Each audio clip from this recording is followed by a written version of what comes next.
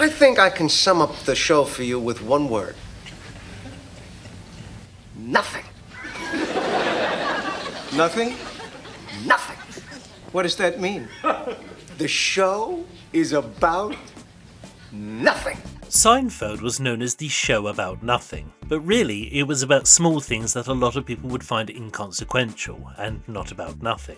But instead of talking about that sitcom, I wanted to look at 3 movies that kind of are about nothing, and coincidentally they were all made by Brian De Palma. So I went up to Sarah Lawrence and I got into a graduate play, and that's when I met Wilfrid Leach, who was very influential. And he was like my mentor. He was a brilliant director. The Wedding Party was a student project for theatre professor Wilfrid Leach and 2 of his students, Brian De Palma and Cynthia Munro. Together, the 3 of them wrote and directed this film, though there is no on-screen credit for either job.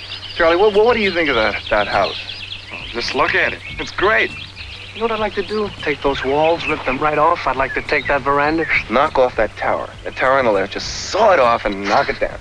Then brick up all the windows, and put in some nice aluminum siding. And this is pretty much what the movie is, a bunch of improvised scenes, shot in a jump cut style, set just before a wedding on Shelter Island, New York. Ooh! What the hell is that thing? It's my nightie. What does it look like? Come on, Charlie, it's my bicycle boy's nightie. Oh, yeah? That's exactly what it looks like. What it reminds me of most of all is the Richard Lester movie of Angelico's play, The Knack and How to Get It.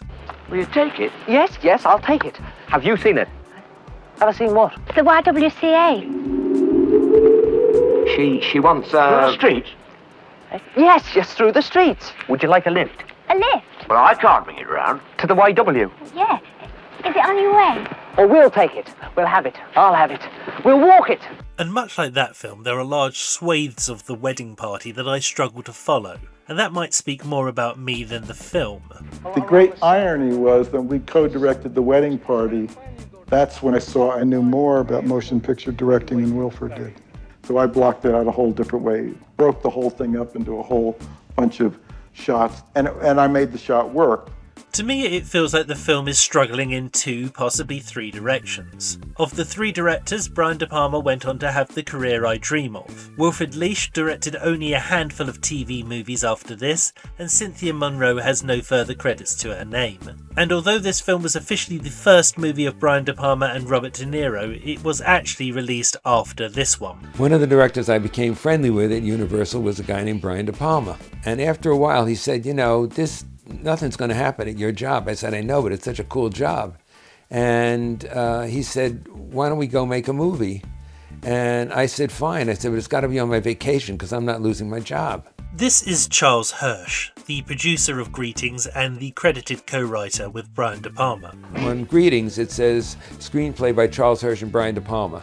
The fact is there was no screenplay, but Charles Hirsch and Brian De Palma had written the outline, and Charles Hirsch, well, I was a little funnier. And then what would happen is the actors would come in and we'd rehearse them, and then it would be improvisations, but with their tone, with their voices. So we didn't have to make them suit the script. We allowed the script to suit their voices. Greetings is about 3 young men of prime subscription age trying to avoid the draft to join the Vietnam War.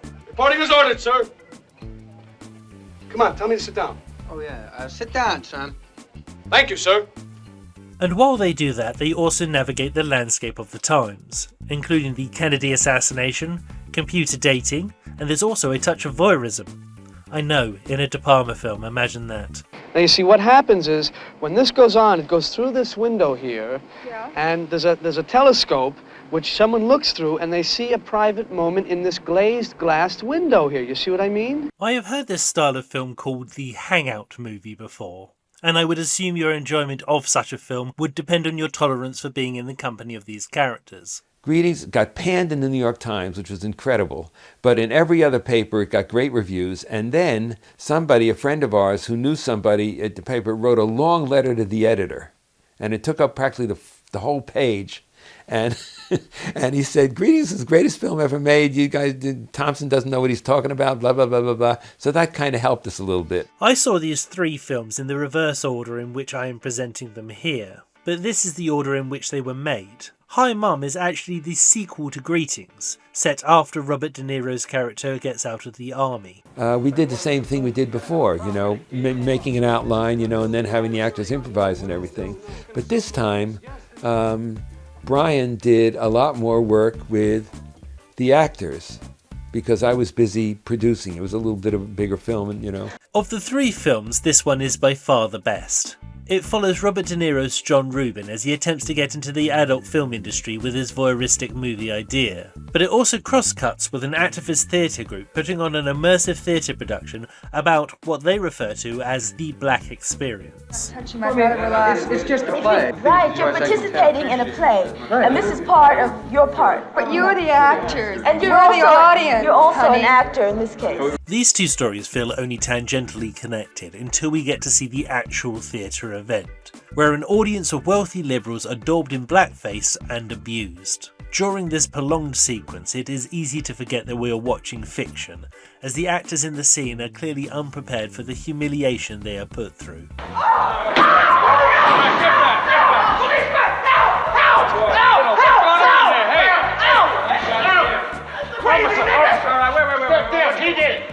It is only when De Niro turns up as an actor in the show that we are reminded that this is a comedy, and of course, the audience love it.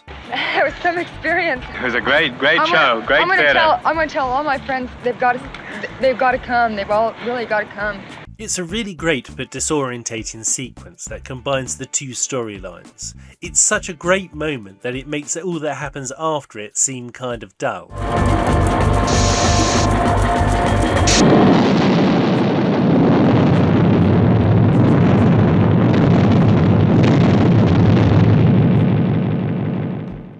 I wanted to talk about these movies as they all seem to be about nothing on the surface, but by not conforming to a narrative structure, they actually end up being about something beyond plot.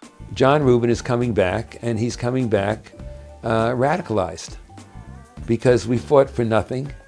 We made a huge mistake. We wasted a fortune. We killed thousands of innocent Americans in addition to millions of Vietnamese, and nothing was accomplished, like all the wars we fought since Korea. This might be a testament to Brian De Palma's skills, but it's really hard to make a movie that seems like it's about nothing and isn't boring. I know this because I'm currently writing something in this style.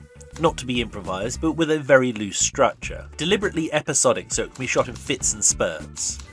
And I can tell you firsthand, it's a slow process, as a film's drive is its plot.